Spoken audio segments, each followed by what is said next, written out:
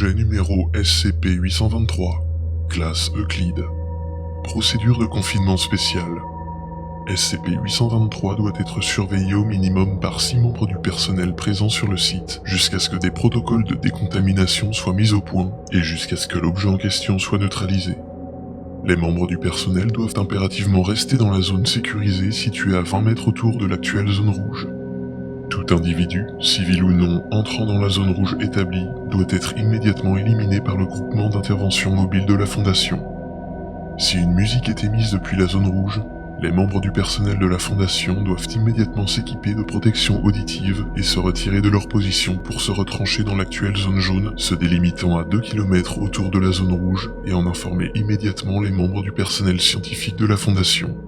Une fois le réalignement effectué, les scientifiques de la Fondation examineront la zone et détermineront les limites des nouvelles zones rouges et jaunes en suivant la procédure 823.1 alpha. Du fait de la nécessité de maintenir une surveillance auditive, aucun appareil de diffusion audio, à l'exception de l'équipement nécessaire, n'est autorisé sur le site d'observation. Description. SCP-823 est un parc d'attractions abandonné situé à...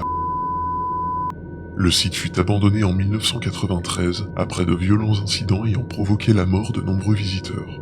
Une liste complète de ces événements est disponible dans le supplément 823-01-13 intitulé « Pertes civiles attribuées à SCP-823 ».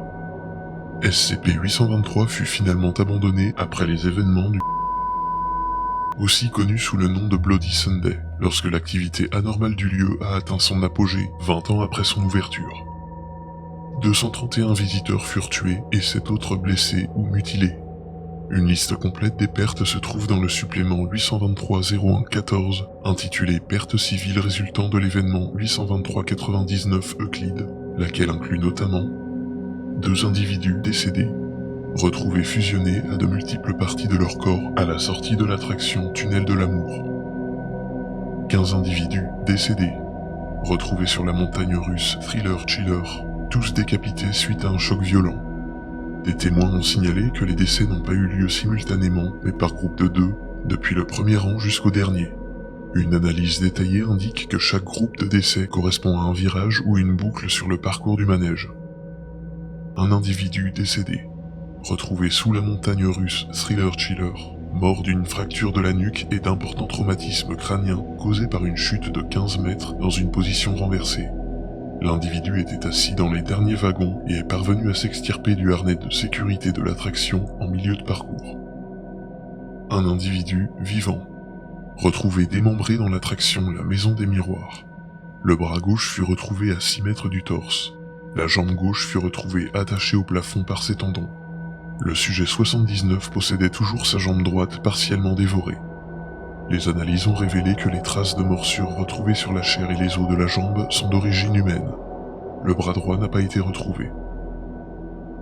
Suite à l'incident du Bloody Sunday, le groupe d'intervention mobile RAW 71 de la Fondation fut envoyé sur le site pour enquêter sur la situation et pour mettre en place les procédures de confinement.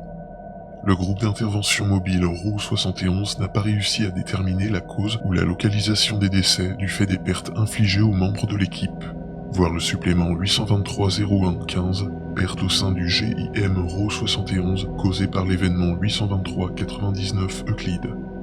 Une liste partielle des pertes comprend commandant, cause du décès, suicide. L'individu fut retrouvé avec ses munitions démontées et toutes ses cartouches et balles déposées au sol. Grammes de poudre à canon, quantité correspondant aux munitions démontées retrouvées sur les lieux, furent découverts dans l'estomac et les intestins de l'individu. Agent. Cause du décès, suicide. L'individu fut découvert avec des poumons déchirés et une mâchoire brisée. Les dents manquantes furent retrouvées dans les poumons et la trachée de l'individu. Suite au décès de 50% des membres du groupement d'intervention mobile, le directeur du site ordonna l'abandon immédiat de la mission. Le protocole de confinement passa de la récupération à la sécurisation du site. Les procédures standards de censure des médias furent mises en place, y compris Addendum 823-01. Par ordre du Conseil O5, La demande de destruction immédiate du site par frappe aérienne est rejetée du fait de la proximité d'un centre de population civile, de l'impossibilité de l'établissement d'une couverture plausible et de la nature inconnue de l'objet en question. Addendum 823-02. Zone rouge. À ce jour, SCP-823 a connu 3 instances de réalignement qui ont nécessité de reprendre la surveillance des zones affectées. La portée présumée de la zone rouge s'est accrue de 5% durant cette période. La vitesse de l'expansion semble augmenter selon une progression linéaire. Voir le rapport 823-02-07, résultat de la 7e évaluation de SCP-823. Demande de passage de l'objet enquêteur. Addendum 823-03. Passage enquêteur. Rejeté par le Conseil O5. Raison. Données insuffisantes pour justifier la reclassification. Fin du rapport SCP-823.